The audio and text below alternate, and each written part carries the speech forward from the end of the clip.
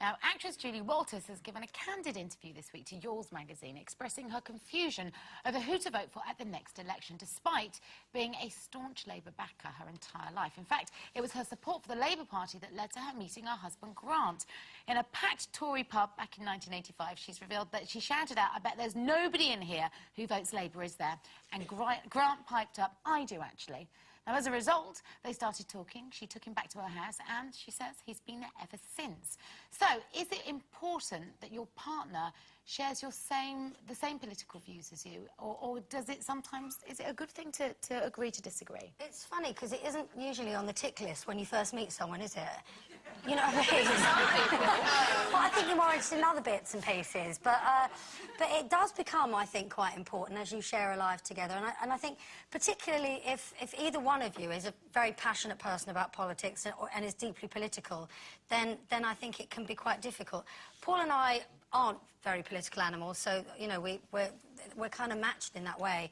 And I think, I mean, if these are politics, the things that matter in, like, everyday life, like choice of schools, NHS, private medical care and stuff like that. That is politics, because it all comes from government. Yeah, I suppose if you didn't agree on that, then it could be quite difficult, but, you know, we do. We agree on most of that stuff. So, yeah, I think it is important. Do you see, Darren and I have completely different political stances. I am a Labour supporter, and he is as blue as the day is long.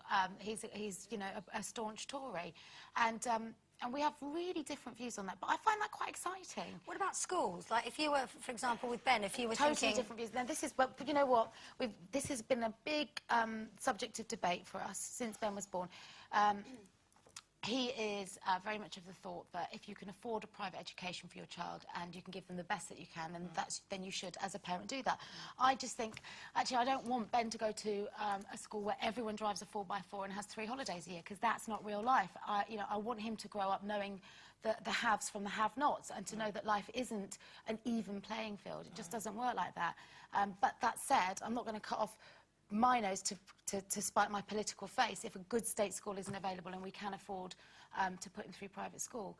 So it's difficult. It is difficult. But I think it keeps the relationship exciting. He's a news junkie. He's actually really well read on politics, and I learn a lot from him, and I argue a lot with him, and I enjoyed that. What I also find fascinating is people that are deeply political can't understand when you're not.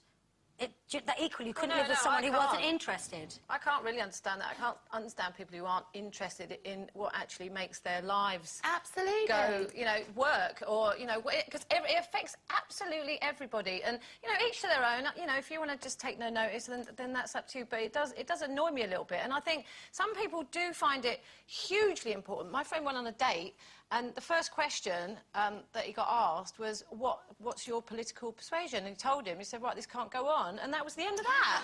You know, and that, well, that's really serious. But, you know, and frankly, I probably wouldn't want to go out with someone who, you know, say, for instance, supported the BNP, but I'm quite tolerant of other people's views. What I wouldn't want is, I wouldn't want to be with someone who had a particular political view, who wasn't willing to listen to someone else's political view, because it's only by listening and talking that you can be maybe persuaded to change the way you think. And no, this, that, everything's Margaret Thatcher's fault, mine is blah, blah, blah. You just think, well, you know, you're not listening. You don't want to hear, because sometimes you grow up with a political view and it's difficult to change. But I think as you get older, you do learn more, and you do start to question things and find things out for yourself, and that's healthy. So I haven't really got a problem with it, but I would have a problem with someone who just, you know, don't want to hear. I think when you first meet somebody, as you say, I don't think that comes into the equation, but I think once you get to know somebody, if you don't have similar views, I think things can go... I mean, it happened to me, and we were completely different. And if I'd looked at his parents, and his father particularly, I'd have realised who he would be, and it was not right for me. Fundamentally, the values of life, I guess, you know, of Keeley growing up and things like that were different, but the political views were so far apart that we couldn't agree on anything. Now, I don't think you should agree on everything, because life would be very boring if we all said, oh, yes, I agree with you totally. I mean, what would we? We'd be bored to death and leave them anyway. And you can... So, you know, but I do think you have to have the same sort of values, because otherwise... Core values are important, yes, but not political. Not political, views, but core values of your life and the way you live. It's more important to share a moral compass than it is a political value. And we are allowed to change who we vote for. We are allowed to change our politics as well. I think some people get a bit stuck in one thing, and I think evolving's good.